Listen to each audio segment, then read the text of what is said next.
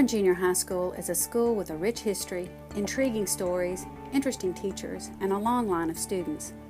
Auburn Junior High School wasn't always a junior high school. It used to be the only school in Lee County. Over the years, a single building has grown and multiplied into a bigger campus with a student population of over 1,000 students and a faculty numbering over 80. Not only has the junior high grown in its size and population, but it has continually grown in its teaching, classes offered, and technology. For the past 6 years, laptops have been offered to each student to help complete his or her work and to help prepare students for the computer age. It is amazing to see just how much technology has improved over the past couple of decades and how these advances have been implemented at Auburn Junior High School today. It is not just these advances that make the junior high school so special, but the rich past that is filled with interesting stories and intriguing people. Tim McDonough, a former administrator, Drew Morgan, a current history teacher and football coach, and math teachers Cheryl Ross and Anna Wright are a few of the people who have enriched and impacted lives of students at Auburn Junior High School. I'm Tim McDonough. I was at Auburn Junior High School from 1983 to 2003 as assistant principal. So I was there 19 full years, and one of those years I was half-time between the high school and the junior high.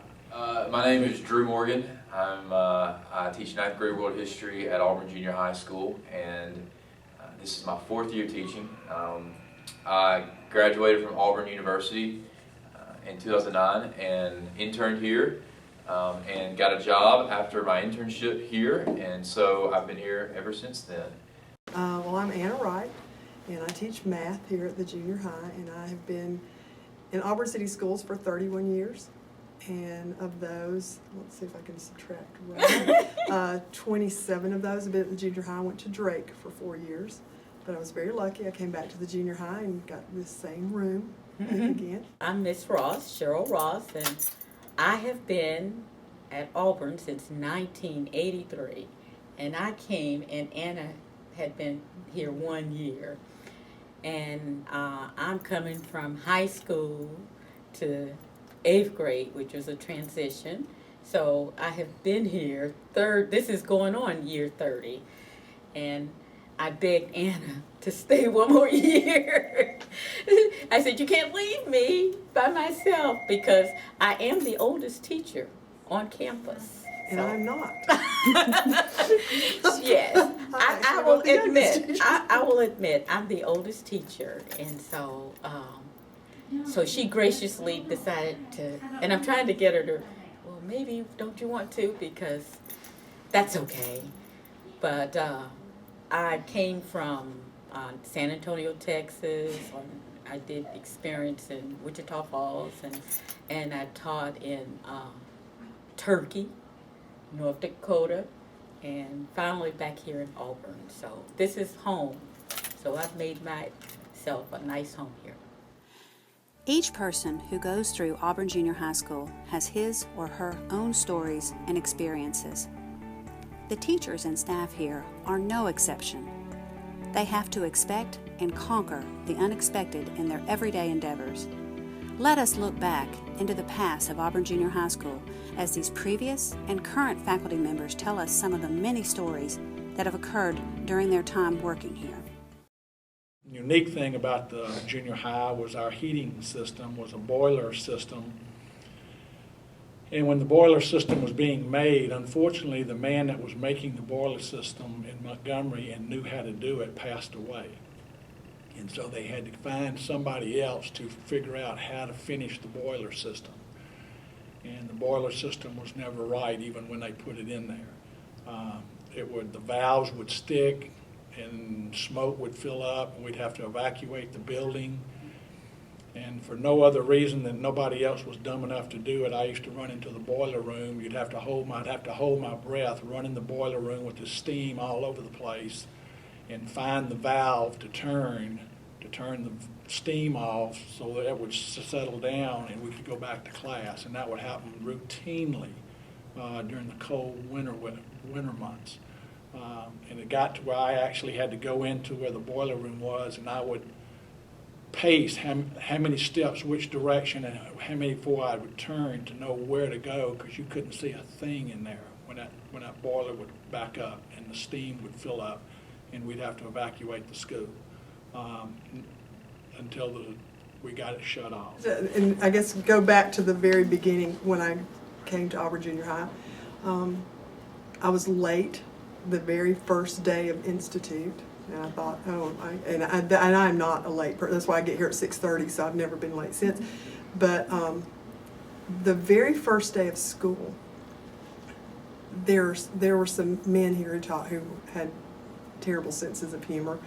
And, you know, being a new teacher, you didn't know that. So the very first day, Larry Norris, who taught science, went to the bathroom in the 300 building, the faculty bathroom, and that is a famous bathroom. Everybody knows it's pretty bad. So Larry goes in the bathroom. Another teacher named David Blake came with a rope and tied the bathroom door to the door across the hall so Larry couldn't get out. So it took me probably a good half a year before I would go to that bathroom because I was so afraid of what might happen if I got in there, because, you know, this is like bells ringing and you could still hear that door trying to get open because Larry was stuck in there. So that was probably day one of my introduction to Auburn Junior High. And I was like, oh my goodness. When I left Auburn High School and went to the junior high, to be honest with you, I was shocked at the conditions. Auburn Junior High was like a second-class citizen in the school system. The furniture and desk and things. And part of that was funny. We had a lot of hand-me-down things from the high school. They would buy furniture for the high school, and then we'd get the high school leftovers. They'd kick it down to us. And it was a number of years before we were able to actually get our own furniture. There was no air conditioning at Auburn Junior High in 1984 when I went there, 83. The only air conditioning rooms were the offices. So all the classrooms, the cafeteria was hot. It was just horrendous to sit in that cafeteria and eat and have sweat dripping off of you and your food and everything. It was funny, but it was also sad that things were like that. My first year teaching, I think I was given a test. So it was very serious, very quiet, very calm, and we were taking the test, and all of a sudden, this girl just starts just freaking out, just going crazy. And you know, it's quiet, so it startles everybody, and we look up and there's a wasp flying around the room. Well, you know, at this point as a teacher, I'm trying to protect the integrity of the test. You know, it needs to be very quiet, everybody needs to have the same shot, the same chance. And all that goes out the window with this wasp flying around the room. And so it took us about 10 minutes to be able to get to the wasp because it was up on the roof. And finally when we did, order was restored. And we did finish the test. But to make a long story short, as a teacher, you never know what to expect. You know, you walk into the room and you have 70 students, 70 people, 70 human beings you're around every day, and you never know what to expect, even if it's wasps coming into your room messing up your test. We had numerous encounters with animals.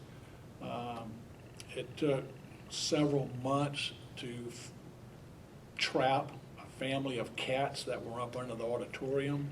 The kids loved them, but the cats were wild, they were dangerous. The mother cat was like a caged tiger.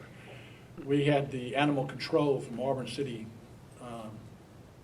Public Service set traps, and when they finally caught the mama cat, they were scared of it. The thing was in a cage, and that cat was just like a caged tiger, scared to death and roaring and swatting and trying to get to anybody.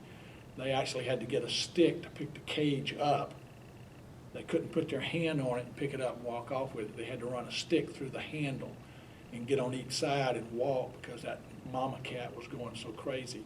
And they'd lived there. It had been generations of them apparently living under that auditorium up underneath for years. We had a visitor in the auditorium and couldn't figure out what it was for a number of nights.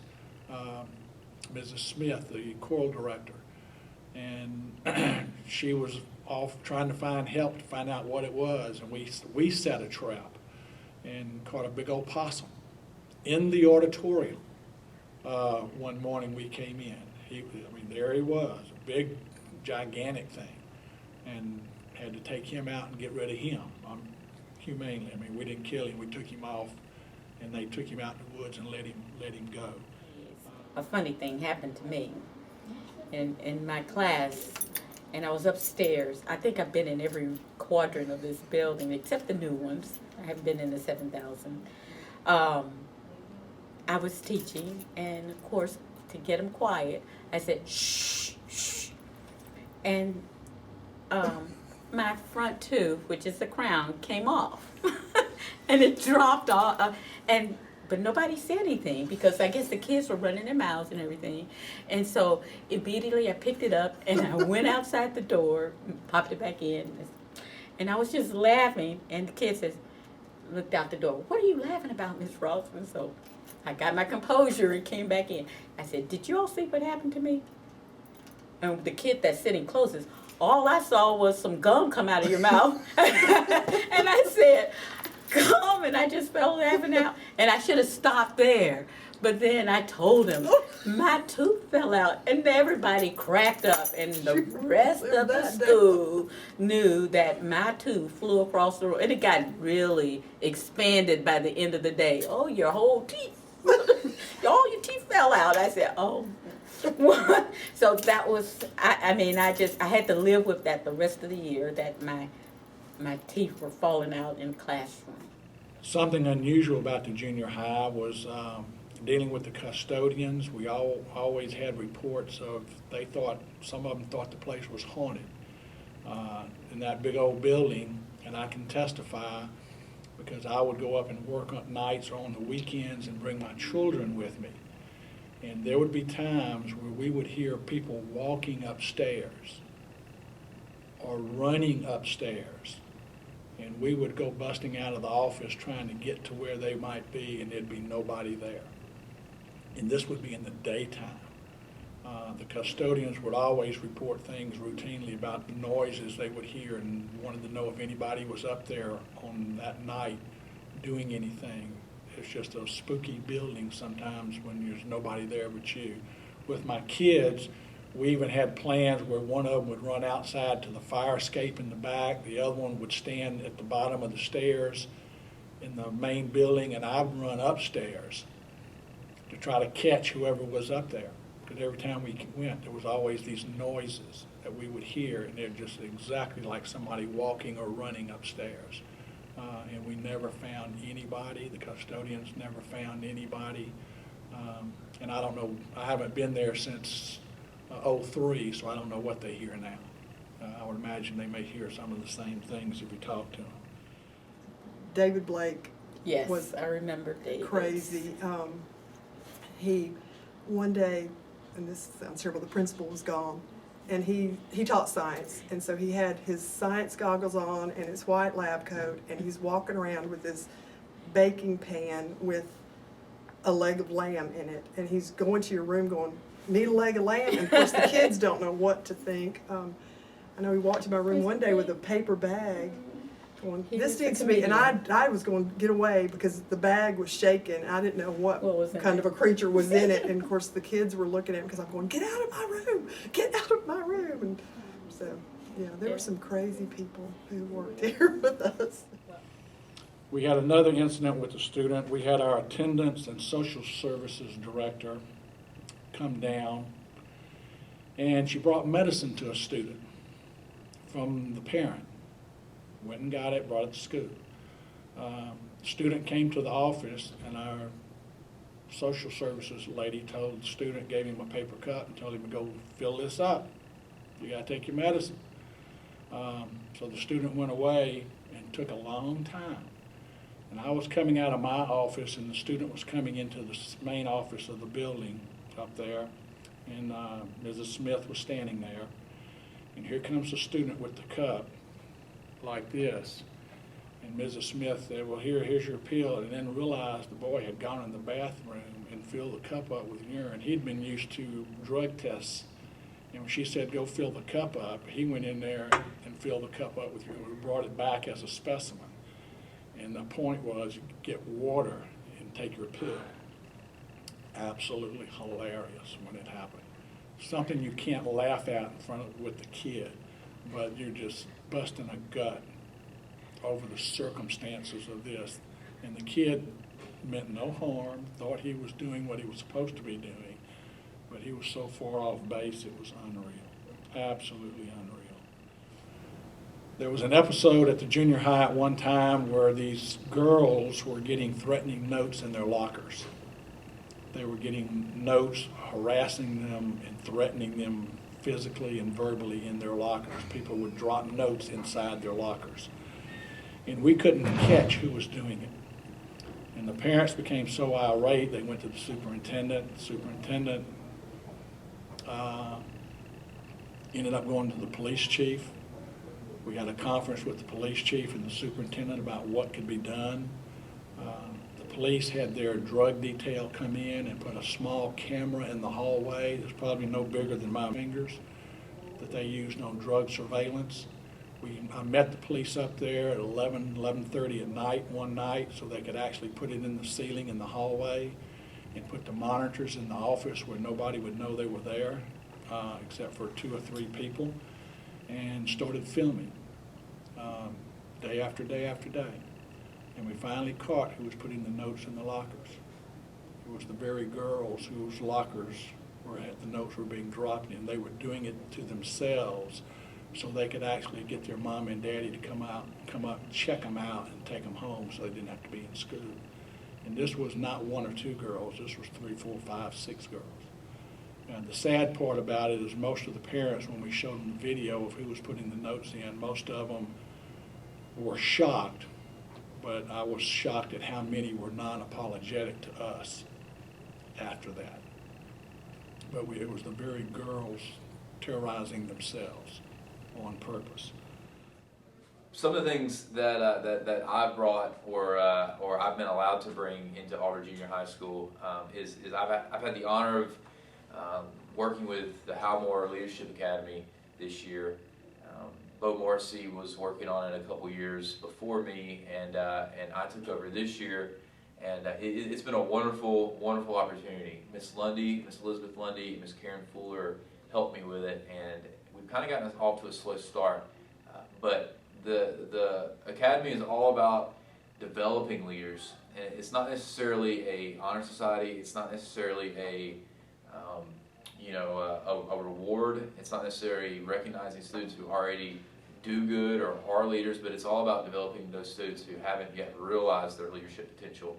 And so I really think it gives kids that maybe could be leaders and could be top of their class that little extra push, and that little extra incentive, and a little extra know-how to get to that level.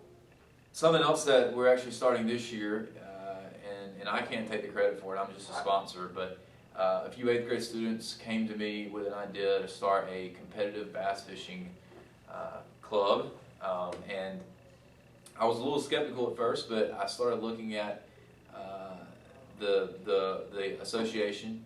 Alabama has an association for competitive bass fishing, and many schools around the state have clubs, including Hoover, Spain Park, Smith Station, Beulah, close to here.